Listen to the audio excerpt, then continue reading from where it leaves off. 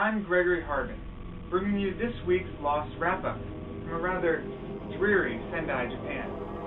This week's episode was Season 5, Episode 3, entitled Jughead. First, some quick facts. The director was Rod Holcomb, whose only other lost credit is the Season 1 Boone Shannon episode Hearts and Minds. The writers were Paul Zabusky, a lost newcomer, and supervising producer Elizabeth Sarnoff, who has written many episodes of the series. As always, the showrunners are Damon Lindelof and Carlton Cuse. Jughead was named for the hydrogen bomb seen in the episode.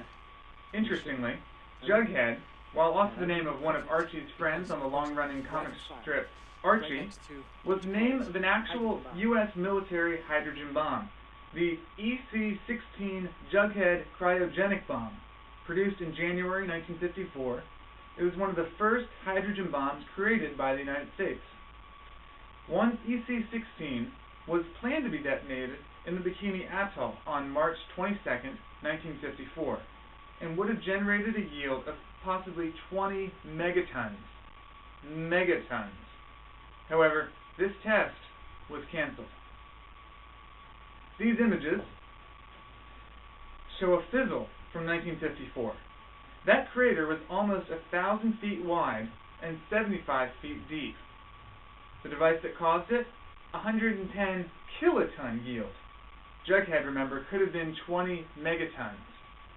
According to Danielle's map, the island is about 15 miles on each side, so the immediate area around Jughead, if detonated, would be instantly vaporized, and even the furthest bit of the island would be set on fire. My theory is that the others do bury Jughead, and when they encase it in concrete, the Dharma Initiative eventually puts the Swan Station right next to it. Now, what I don't know is if the 108 minutes, push the button, if this is related, but it doesn't seem crazy. My question is, when Desmond turns the failsafe key, and there's a big flash of light, is that the bomb going off? Is that them moving in time? Maybe the bomb was moved in time. I don't know. This is interesting. Next in my roundup is the new character, Ellie.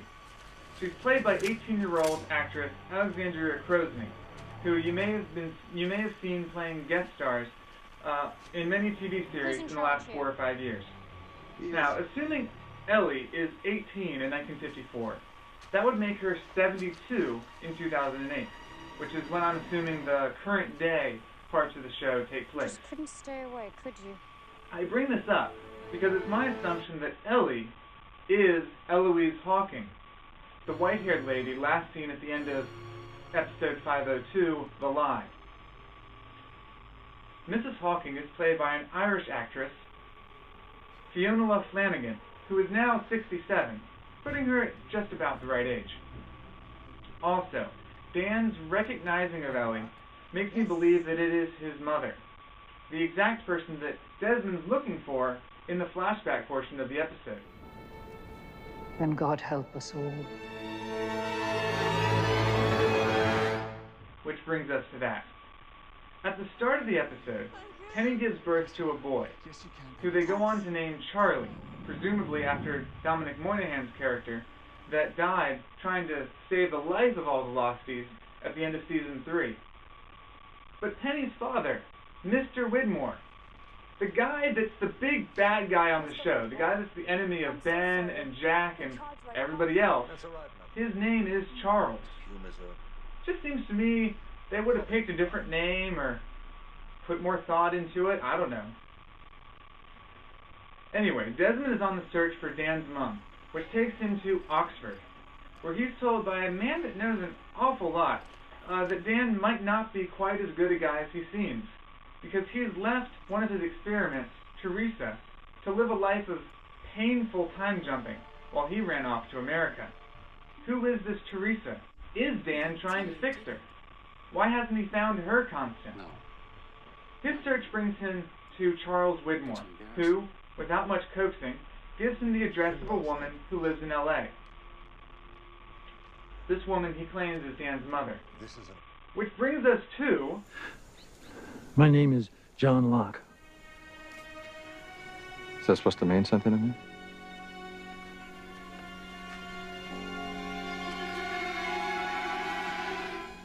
Jacob sent me.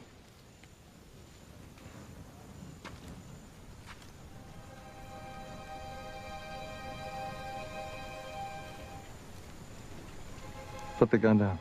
What? Richard, you can't seriously trust him. I said, put the gun down, Whitmore.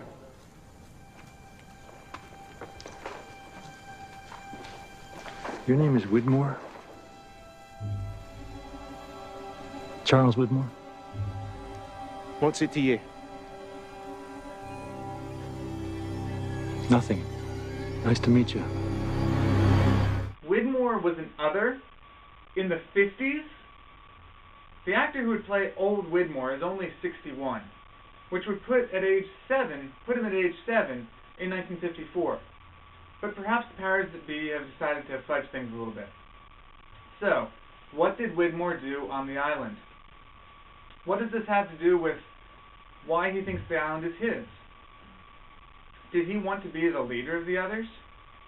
Is he somehow Daniel Faraday's father? Did he perhaps move the island, and for that reason he can't go back? Or does he want to go back to get revenge on Richard Alpert, who perhaps prevented him from becoming the leader of the others? And on to Richard Alpert. Why does he assume Dan, Miles, and Charlotte are with the U.S. Army? As Ellie points out, that's a pretty crazy assumption. But what interests me most in this episode is the conversation seen here between Locke and Alpert. What does Locke tell him about the future? We've now killed off all but the main Lost cast. Does Locke give Alpert these names? Is that why those are the people that are taken by the others when they first crash on the plane? Is that why Ben appeared to be so prepared for the plane crash in the Season 3 premiere? It's crazy, but not that crazy. Locke may have been the one giving the others orders from the start. Well, that's your weekly Lost recap. Again, I'm Gregory Harvin, and you can find me at gregoryharvin.com or at twitter.com/gregoryharvin. And as always, you can catch Lost on ABC, Wednesdays, 9, 8 Central, or the next day on abc.com and iTunes. Namaste.